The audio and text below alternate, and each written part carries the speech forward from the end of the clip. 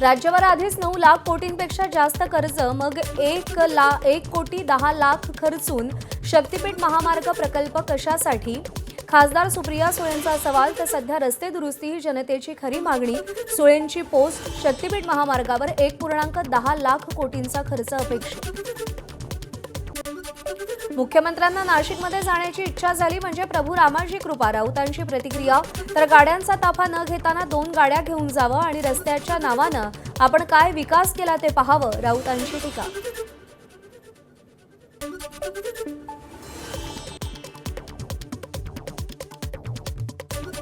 खरोखर रस्ते बघावेत. मखमलाबाद रोडला जाऊन यावं, ताफा घेऊन जाऊ नये, 2च गाड्या घेऊन जावं, महापौरांना घेऊन जावं आणि आयुक्तांना घेऊन जावं. मखमलाबाद रोडला, त्र्यंबक रोडला जावं आणि या महाराष्ट्रामध्ये आपण काय विकास केला आहे हे स्वतःच्या ह्याच देही ह्याची डोळा पाहावं. पुण्यातील बालेवाडी म्हाळुंगे इथं रस्त्यांवरील खड्ड्यानं 11 वर्षांच्या मुलाचा बळी घेतला. खड्ड्यांमुळे बाईकचा अपघात. बाईकवरून खाली पडलेला 11 वर्षीय मुलगा आयशर ट्रक खाली आला. मुलाचा जागीच मृत्यू. अपघाताची घटना सीसीटीव्ही कॅमेऱ्यात रेकॉर्ड. आदित्य ठाकरेंकडून पुण्याच्या हिंजवडी आयटी पार्कमधील दुरावस्थेची पाहणी. वाहतूक कोंडी, खड्डे आणि इतर समस्यांचा आढावा घेतला. उद्योगमंत्र्यांच्या बैठकीनंतर आदित्य ठाकरेंचा चाकणनंतर हिंजवडी दौरा. कोल्हापूरच्या हंचनाळवाडी येथील जिल्हा परिषद शाळेकडे जाणाऱ्या रस्त्याची अवस्था अतिशय बिकट. पावसामुळे शाळेकडे जाणारा रस्ता चिखलमय झाल्यानं विद्यार्थ्यांना मोठ्या अडचणींचा सामना करावा लागतो. विद्यार्थी संख्या सध्या 11 आहे. शिक्षक 2 आहेत. पावसाळ्याच्या दिवसामध्ये रस्त्याची अवस्था फार बिकट असते. मुलांना येण्या जाण्याचा त्रास होतो. शाळेच्या दृष्टीनं, मुलांच्या दृष्टीनं रस्ता होणे गरजेचं आहे.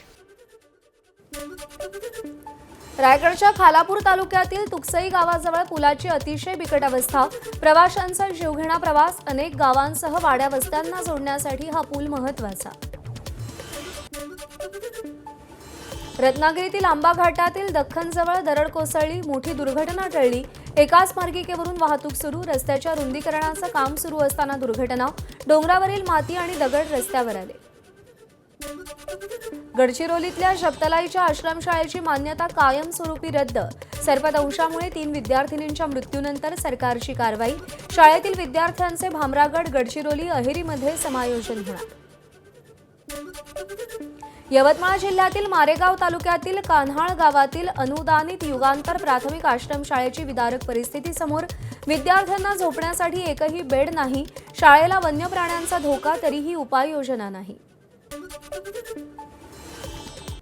पुण्यात आदिवासी विद्यार्थ्यांचं आमरण उपोषण. गडचिरोलीमध्ये सर्पदंश झाल्यानं मृत्युमुखी पडलेल्या विद्यार्थ्यांच्या वारसांना, विद्यार्थ्यांच्या कुटुंबियांना 1 कोटींची मदत देण्याच्या मागणीसाठी आमरण उपोषण. राज्यातील सर्व आदिवासी आश्रमशाळेचा 10 कोटींचा विमा काढण्याची मागणी. अमरावतीतील महर्षी पब्लिक स्कूल अंतर्गत असलेल्या आदिवासी निवासी शाळेत शिकणाऱ्या विद्यार्थ्यांना विषबाधा. राजेश बेठेकर या आदिवासी विद्यार्थ्याचा मृत्यू, तर 5 विद्यार्थ्यांवर उपचार. 15 ऑगस्टला जेवण केल्यानंतर विद्यार्थ्यांची प्रकृती बिघडली. आदिवासी विभागाकडून चौकशी. हिंगोलीच्या लिंबाळा जिल्हा परिषदेत शाळेतील दारू पिणारा मुख्याध्यापक अखेर निलंबित. सीजेपी संस्थापक अभिजित दिपके यांनी मुख्याध्यापकाचा दारू पितानाचा व्हिडिओ समोर आणला होता. हिंगोलीतील लिंबाळा गावातील जिल्हा परिषदेच्या शाळेसमोर उपोषण. दारुड्या मुख्याध्यापकाचं निलंबन झाल्यानंतर शाळेला शिक्षक मिळावा यासाठी आंदोलन. शिक्षक मिळत नाही तोपर्यंत आंदोलन सुरूच ठेवण्याचा निर्धार. ग्रामस्थांसह दिपकेंचंही आंदोलन सुरू. शिक्षण अधिकारी झोपले होते का जेव्हा हे सगळे गावकरी निवेदन देत होते, तक्रार करत होते की त्या प्रिन्सिपलला काढा, तो दारू पिऊन वर्गात झोपतोय, देशी दारूची बॉटल तो लहान मुलांसमोर पितोय. तर शिक्षण अधिकारी झोपले होते इतके दिवस? जर त्यांचे स्वतःचेच मुलं मुली असते लहान या शाळेत, त्यांनी सहन केलं असतं का?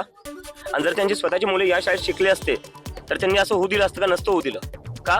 कारण की त्यांना त्यांच्या मुलांची काळजी आहे. पण त्यांना हे जे शेतकरी कामगार इथं बसलेले, त्यांना त्यांच्या मुलांची काहीच काळजी नाही आहे.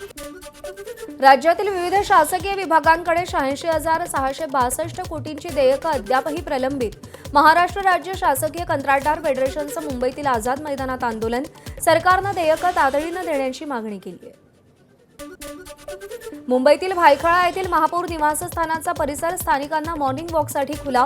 मात्र महापौर निवासस्थानाचा केवळ 50 ते 100 मीटर परिसरच मॉर्निंग वॉकसाठी खुला. मुंबईकरांनी नाराजी व्यक्त केली. बुलढाण्यातील लोणार सरोवराच्या संवर्धनाला वेग. सरोवराच्या विकास आराखड्यासाठी नियोजन विभागाकडून 42 कोटी 79 लाखांचा निधी मंजूर. लोणार सरोवर आणि परिसराचा कायापालट होणार. बीडच्या माजलगावमध्ये शेतकऱ्यांचा पीक विमा रकमेसाठी पंढरपूर खामगाव महामार्गावर रास्ता रोको.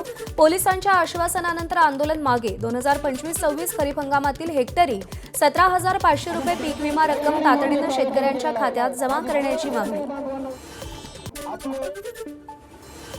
जालन्यामध्ये बंजारा समाजाचं उपोषण. बंजारा समाजाचा एसटी प्रवर्गामध्ये समावेश करण्याच्या मागणीसह विविध प्रश्नांवर बंजारा आंदोलक एकनाथ चव्हाणांचं उपोषण.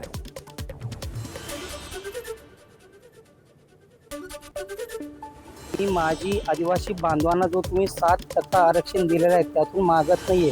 माझ्या समाजाला 1956 नुसार जी आम्ही समिती स्थापन केलेली आहे, जी की केंद्र सरकारकडे ती समिती पाठवलेली आहे, त्याच्यानुसार तुम्ही ती आम्हाला आरक्षण आणि वेगळं एक कॅटेगरी ब मध्ये आम्हाला ठेवा आणि आमचं आरक्षण, आमचा संविधानिक अधिकार जो आहे आम्हाला, तो आमचा अधिकार आम्हाला द्या. माझ्या समाजाला जे तुम्ही आता धनगर बांधवांना तुम्ही काही आरक्षणच्या माध्यमातून जे त्यांना तुम्ही त्यांची जी मागणी मान्य केली तो तात्काळ लागू करा ना. तोपर्यंत तर येणारच मी दिल्लीला, आणि तिथं दिल्लीला आल्यानंतर तर मी आरक्षण घेतल्याशिवाय परत येणारच नाहीये. शिवसेना पक्ष आणि चिन्हावर आज सुप्रीम कोर्टात सुनावणी. ठाकरेंच्या शिवसेनेकडून कपिल सिब्बल युक्तिवाद करणार. निवडणूक आयोगाच्या निर्णयावर आणि विधिमंडळातील संख्याबळावर पक्षाची मालकी ठरवण्याच्या पद्धतीवर सिब्बल यांचा आक्षेप. राज्यातली एसआयआरची प्रक्रिया पूर्ण झाल्यावरच स्थानिक स्वराज्य संस्थांच्या निवडणुका होणार. रखडलेल्या स्थानिक स्वराज्य संस्थांच्या निवडणुका पुढच्या वर्षीच होण्याची शक्यता. 20 जिल्हा परिषद आणि 291 पंचायत समितीच्या निवडणुका डिसेंबर किंवा पुढच्या वर्षी होण्याची शक्यता. मुख्यमंत्र्यांना आता कोणत्याही मंत्र्यानं घेतलेले निर्णय बदलण्याचा अधिकार. राज्य सरकारकडून महाराष्ट्र शासन कार्यपद्धती नियम 2026 लागू. निर्णय बदलल्यास त्याची कारणं मुख्यमंत्र्यांना लेखी स्वरूपात द्यावी लागणार.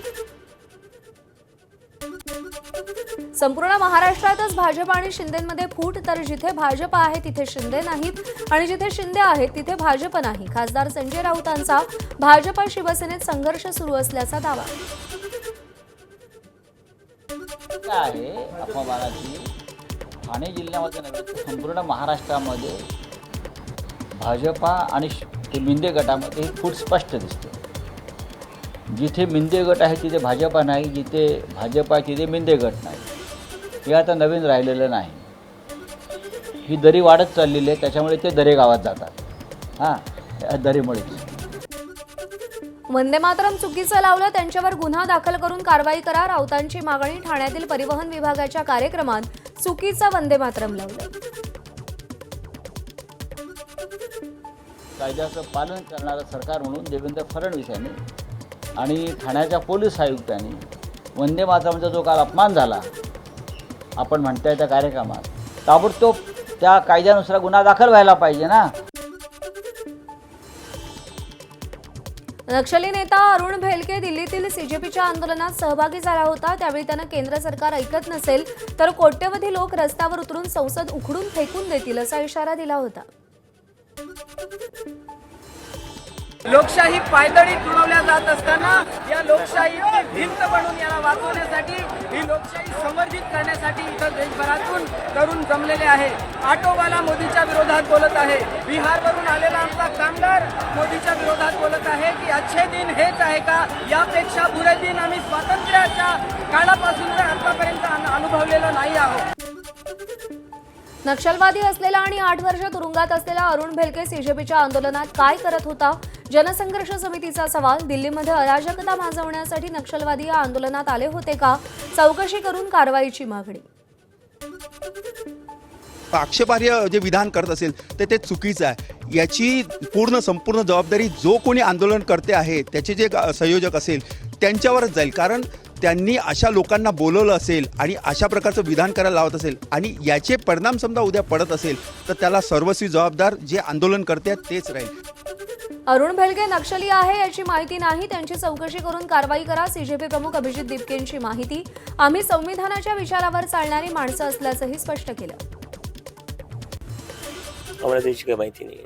बरं आमच्या स्टेजवर असं कोणीच नव्हतं. स्टेजवर. अच्छा बरं, त्याचा एक व्हिडिओ समाज माध्यमावर व्हायरल होतोय की तो संसद फोडून टाकू असं म्हणतोय आणि याची चौकशी करण्याची मागणी केली त्यांनी. नाही, चौकशी करा, कारवाई करा. आमची तर ती अजिबात भाषा नाही आहे. आम्ही तर संविधानावर चालणारे संविधानाच्या रस्त्यावर चालणारे लोक आहे आम्ही.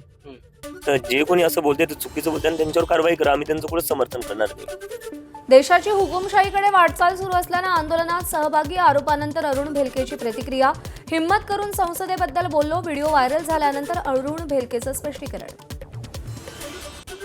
अभिव्यक्ती स्वातंत्र्यावर गदा येत आहे. चांगले चांगले बुद्धिजीवी कलावंत अघोषित आणीबाणी देशात येत आहे, म्हणून नॅरेटिव्ह क्रिएट करत आहे.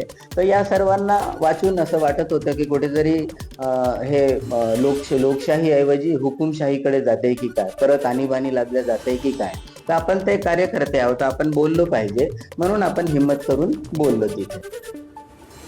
आरपीआय मध्ये या, तुम्हाला राष्ट्रीय अध्यक्ष करू. केंद्रीय मंत्री रामदास आठवलेंची अभिजित दिपकेंना खुली ऑफर. त्यांचे आभार, पण राजकीय पक्षात जाणार नाही, दिपकेंनी स्पष्ट केलं. रामदास आठवलेंनी तुम्हाला ऑफर दिलेली आहे. कॉक्रोच जनता पार्टी चालवण्यापेक्षा आरपीआय मध्ये या, तुम्हाला राष्ट्रीय अध्यक्ष करू येऊ असं म्हणतात. खूप खूप धन्यवाद त्यांचं. पण आम्ही कॉक्रोच जनता पार्टीमध्ये चांगले, आम्ही इथेच राहू. मनोज जरांगे यांचा मराठवाडा दौरा रद्द. 29 तारखेला उपोषणाला बसण्याआधी मराठवाडा आणि विदर्भाचा दौरा नियोजित होता. प्रकृती खराब असल्यामुळे दौरा रद्द. अयोध्येतील दान चोरी प्रकरणी चंपतराय अनिल मिश्रांना क्लीन चिट मिळण्याची शक्यता. एसआयटीनं दिलेल्या अंतिम अहवालावरून निर्दोषत्वाचे संकेत मिळाले. एसआयटीच्या प्राथमिक अहवालातही चंपतराय यांचं नाव नव्हतं. नरेंद्र दाभोलकर हत्या प्रकरणातील मुख्य आरोपी सचिन अंदुरेला मुंबई उच्च न्यायालयाकडून जामीन मंजूर. अंदुरेला ठोठावलेली जन्मठेपेची शिक्षाही स्थगित. ऑगस्ट 2013 साली डॉक्टर नरेंद्र दाभोलकरांची गोळ्या झाडून हत्या झाली होती. नाशिक रोडमध्ये सुमित पगारे हत्या प्रकरणात 14 जणांविरोधात गुन्हा दाखल. पूर्ववैमनस्य आणि वर्चस्वाच्या वादातून 2 गोळ्या झाडून सुमित पगारे यांची हत्या करण्यात आली होती. पोलिसांनी 24 तासात आरोपींना बेड्या ठोकल्या. आणखी दोघांचा शोध सुरू आहे. नाशिकमध्ये मित्राच्या मदतीनं प्रियकराची गळा चिरून हत्या. महिला आणि मयत व्यक्ती 15 वर्षांपासून लिव्हिनमध्ये राहत असल्याची माहिती. 18 तास मृतदेह घरात ठेवल्यानंतर रात्री कसारा घाटात फेकल्याची घटना. गोरखनाथ सातपुते असं 40 वर्षीय मृत व्यक्तीचं नाव. सोलापुरातील कुंभारी दोड्डी रोडवर महिलेचा मृतदेह आढळला. भाग्यश्री नानासाहेब गायकवाड असं या मृत महिलेचं नाव. महिलेची दुचाकीही सापडली असून मृतदेहाजवळ मोठा दगड आढळून आलाय. घातपाताचा पोलिसांनी संशय व्यक्त केलाय. नांदेडमधील इंदरसिंग बावरी यांच्या हत्या प्रकरणी हत्येच्या घटनेचं रिक्रिएशन. 4 आरोपींना हत्या झाली त्या ठिकाणी नेऊन पंचनामा केला. आर्थिक वादातून इंदरसिंग बावरी यांची हत्या झाली होती. आतापर्यंत 5 जणांना अटक. कैलास बिगानिया गँगकडून हत्या झाली. नाशिकच्या मालेगावमध्ये मुंबई आग्रा मार्गावर गुटख्यानं भरलेला कंटेनर पोलिसांनी पकडला. 62 लाखांचा गुटखा जप्त. स्थानिक गुन्हे शाखेची कारवाई. मध्य प्रदेशमधील दारूची गोंदियात अवैध वाहतूक. दोघांना अटक. लाखो रुपयांचा माल जप्त. टेंभुटोला ते पिपरिया मार्गावरून 4चाकी वाहनातून मध्य प्रदेशातून अवैध दारू आणल्याचा प्रकार. वाशिम जिल्ह्यातील कारंजा नगर परिषदेच्या अधिकृत ईमेल खात्याचा पासवर्ड बदलून त्याचा अनधिकृत वापर. तत्कालीन पाणीपुरवठा व स्वच्छता अभियंत्यांविरुद्ध कारंजा पोलिसात गुन्हा दाखल. नगर परिषदेचे कार्यालय अधीक्षक अब्दुल सत्तार यांच्या तक्रारीनंतर कारवाई. सिंधुदुर्गातील सावंतवाडी शहराजवळच्या मोरडोंगरी माजलगाव परिसरात 3 घरं फोडली. 25 लाखांचं सोनं आणि रोख रक्कम चोरीला. घराबाहेर ठेवलेली बाईकही चोरून नेली. आरोपींचा शोध सुरू.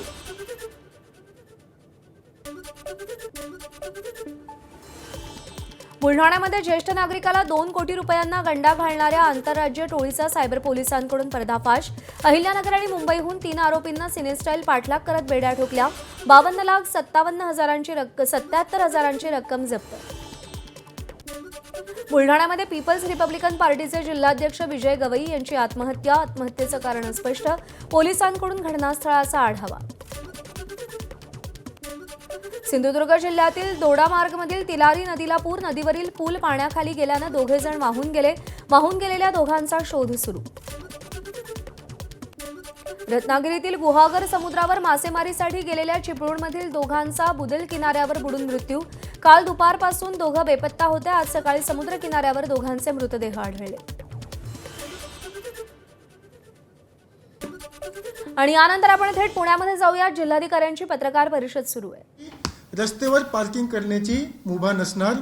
आम्ही सर्व पार्किंग आता MIDCच्या आत आमच्याकडे जे ओपन स्पेसेस आहे प्रत्येक ठिकाणी, अगदी तलेगाव पासून जे फेज 4 आहे आपला भंडार डोंगरपर्यंत, त्या ठिकाणीपर्यंत MIDCची जागा आणि काही ठिकाणी आमचे जे गायरानचे प्लॉट आहे त्याची NOC आम्ही उपलब्ध करून दिलेली आहे. त्या ठिकाणी सर्व गाडी जी आहे ते आपली पार्किंगमध्येच लागतील आणि पार्किंगच्या बाहेर कुठलीही गाडी लागली तर त्याच्यावर जप्तीपासूनची सर्व कारवाई केली जातील. जप्ती करून सुद्धा आम्ही एक वेगळा पार्किंग स्पेस यासाठी मात्र दिलेला आहे की जप्ती करून ते गाडी त्या ठिकाणी घेऊन जायचे, जेणेकरून हा विषय जे आहे ते कम्प्लिटली आपल्या हातामध्ये राहिला पाहिजे. याच्यामध्ये आम्ही 0 टॉलरन्स पॉलिसी घेतली आहे की तुम्ही फर्स्ट टाइम ऑफेंडर जरी असेल तरी सेम कारवाई असणार आहेत. तर ह्याच्याबद्दल आमचे स्पष्ट डायरेक्शन दिलेले आणि शुक्रवारीपासून हा अंमलबजावणी आम्ही चालू करतो आहे. आणि त्यासाठी प्रत्येक ठिकाणी जे रोड लाईन डिपार्टमेंट्स आहेत आणि नो पार्किंग झोन म्हणून त्याचे बोर्ड्स वगैरे लावायचे आहे. मला असं वाटतं आहे की हे ट्रॅफिकच्या सर्व पार्किंग जर व्यवस्था आपण आतमध्ये केली तर किमान 25 ते 30% स्पीड आपली आपोआप वाढून जातील, कारण आपल्याला किमान 2 लेन प्रत्येक रोडवर आपोआप मिळून जातील. याच्याशिवाय पोलीसकडे सध्या त्या एरियाचा जे एकूण भौगोलिक साईज आहे ते बघता पोलीस विभागाकडे मनुष्यबळची कमतरता आहेत. तर त्याच्यासाठी आम्ही आज ह्या मीटिंगमध्ये MSFचे 100 जवान मंजूर करून पोलीसला उपलब्ध करून दिलेले आहे. हे MSFचे जवान येणारे 2-3 दिवसामध्ये मॅक्सिमम 1 वीकच्या आत पोलीस विभागाला मिळून जातील आणि 2 शिफ्टमध्ये पोलीस आहे हे जवान जे आहे ते कंप्लीट ट्रॅफिक मॅनेजमेंट हा परिसराचा करणार आहे, जेणेकरून कुठेही ट्रॅफिकचा विषय निर्माण होणार नाही. कुठलीही गाडी बंद पडली आहे निर्देशनास येते की काही गाडी जे आहे ते 1-1, 2-2 लिटरवर चालतात आणि मग बंद पडतात आणि मग सांगतात की आमचा डिझेल संपला म्हणून हा बंद पडलेली, तर त्याच्यावर पण कारवाई केली जाईल. आणि क्रेन आम्ही मोठी उपलब्ध करून देतो आहे, जेणेकरून त्या क्रेनचा वापर करून इमिडिएटली त्या गाडीला तिथून दुसरी ठिकाणी शिफ्ट केला जातील ज्या ठिकाणी आमचे जप्तीचे गाड्या असणार आहेत. तर हा निर्णय आज घेतलेला आहे. याच्याशिवाय एक महत्त्वपूर्ण बाब जे आहे ज्याच्यामुळे ट्रॅफिक होते की जवळपास सर्व रस्त्यावर खूप मोठ्या प्रमाणावर अतिक्रमण आहे. काही ठिकाणी काही लोकांनी इल्लीगल टपऱ्या बांधलेल्या आहे, काही ठिकाणी चहाची स्टॉल बांधलेली आहे, काही ठिकाणी इल्लीगल गोदाऊन बांधलेले आहे. आणि ते इल्लीगल गोदाऊन, टपऱ्या, चहा ते वाहतूक कोंडीचे जे मुख्य पॉईंट निर्माण झाले, कारण तिथे जाऊन हे गाड्या थांबतात. आम्ही सर्व डिपार्टमेंट्सला सूचना दिलेली आहे की गुरुवारी संध्याकाळीपर्यंत सर्व रस्त्यावर सर्व प्रकारचे जे अतिक्रमण आहे त्याची लाईन लिस्ट तयार करा. त्या सर्वांना 7 दिवसाचा नोटीस द्यावा आणि 25 ऑगस्टपासून 1 महिन्याच्या आत हे सर्व अतिक्रमण काढून घ्यायचे. आणि केवळ अतिक्रमण नाही काढून घ्यायचे, अतिक्रमण काढल्यानंतर त्याच्यासोबत त्याच वेळी तिथे रस्ता निर्माण करून द्यायचे, जेणेकरून परत त्या ठिकाणी अतिक्रमण होणार नाही आहे. आम्ही आमच्या डिपार्टमेंटला हा पण स्पष्ट डायरेक्शन दिलेलं आहे की आम्हाला कुठल्याही ठिकाणीकडून हा कंप्लेंट जर आली की ते एखाद्या माणसाच्या अतिक्रमण काढण्याची कारवाई सुटून राहिली, त्याचा काढला नाही बाकी लोकांचा काढला, तर ते खूप गांभीर्याने घेतला जातील आणि कन्सर्न अधिकाऱ्यावर व्यवस्थित कारवाई त्याच्याबद्दल केली जातील. तर अतिक्रमणबद्दल सुद्धा आमचा 0 टॉलरन्स आहे. कोणत्याही माणसाचा, कोणाचाही, कुठलाही पुढारी असो, कोणी असो, त्याचा जर अतिक्रमण असेल तर ते सर्व आम्ही 1 महिन्याच्या आत काढून घेत आहेत. 19 किलोमीटरचा एकंदरीत परिसर आहे चाकण चौक जवळ, ज्या ठिकाणी जास्त ट्रॅफिक कोंडी असते. तर ते 19 किलोमीटरचा जे परिसर आहे त्याच्यावर आम्ही आधी काम करतो आहे, जेणेकरून इमिडिएटली आपल्याला एक रिलीफ जे आहे त्या एरियामध्ये देता येते. आणि माझं असं मत आहे की हा सर्व सिस्टम जर आपण एकंदरीत करून राबवला, जे आम्ही राबवणारच आहे, त्याच्याबद्दल काही दोन मत नाही आहे, तर आमचा खूप मोठ्या प्रमाणावर जे सध्या स्पीड आहे ते वाढेल आणि जे ट्रॅफिक कोंडी आहे ते कमी होतील. याच्याशिवाय आज आम्ही हा पण डिसिजन घेतलेला आहे की जे एकंदरीत एरिया आहे त्या सर्व याच्यामध्ये आर्टिफिशियल इंटेलिजन्सचा वापर करून. आणि वाहतूक कोंडीवरच्या उपाययोजनांसंदर्भात जिल्हाधिकारी बोलतायत. आपलं लक्ष असेल यानंतर बातम्यांचा वेगवान आढावा. अकोल्यामध्ये भीषण अपघातात दोघांचा जागीच मृत्यू. भरधाव बाईकवरचं नियंत्रण सुटल्यानं झाडाला धडक. संकेत मोरे आणि प्रणव चव्हाण अशी मृत्यू झालेल्यांची नावं. बुलढाण्यातील मलकापूर आगारात अज्ञातानं 4 ते 5 बसेस फोडल्या. बस स्थानक परिसरातील सीसीटीव्ही बंद. आगार आणि प्रवाशांच्या सुरक्षेचा प्रश्न ऐरणीवर. पोलिसात गुन्हा दाखल. आरोपींचा शोध सुरू. धाराशिव जिल्ह्यातील 14 महसूल मंडळातील हजारो पात्र शेतकऱ्यांना तुटपुंजा पीक विमा. विमा मंजूर न झाल्यास बैलगाडी ट्रॅक्टरसह जिल्हाधिकारी कार्यालयावर मोर्चा काढण्याचा इशारा. शेतकऱ्यांनी जिल्हाधिकाऱ्यांना निवेदन दिले. सांगलीतील वारणा धरण 94% भरलं. धरणात 8,217 क्युसेकनं पाण्याची आवक. वारणा नदीपात्रात 5,900 क्युसेकनं विसर्ग. नदीकाठच्या गावांना सतर्कतेचा इशारा. भंडाऱ्यातील गोसेखुर्द धरणाचे 7 दरवाजे उघडले. 7 दरवाजांमधून 33,340 क्युसेकनं पाण्याचा विसर्ग. गोसेखुर्द धरणाच्या पाणलोट क्षेत्रात पाऊस झाल्यानं पाणी पातळीत वाढ. जळगावच्या ममुराबाद गावातील जिल्हा परिषदेच्या अँग्लो उर्दू शाळेला पाण्याचा वेढा. विद्यार्थ्यांचं शैक्षणिक नुकसान. 15 दिवसांपूर्वी झालेल्या पावसाच्या पाण्याचा निचरा न झाल्यानं पाणी कायम. उपाययोजना करण्याची मागणी. ठाणे महानगरपालिकेकडून मालमत्ता करात 12% वाढ. बिगर निवासी मालमत्तांवरील करात 20% वाढ. 10 वर्षांनंतर मालमत्ता करांमध्ये वाढ. घोडबंदर पट्ट्यात 1,800 लॉटच्या पेड पार्किंग धोरणालाही मंजुरी.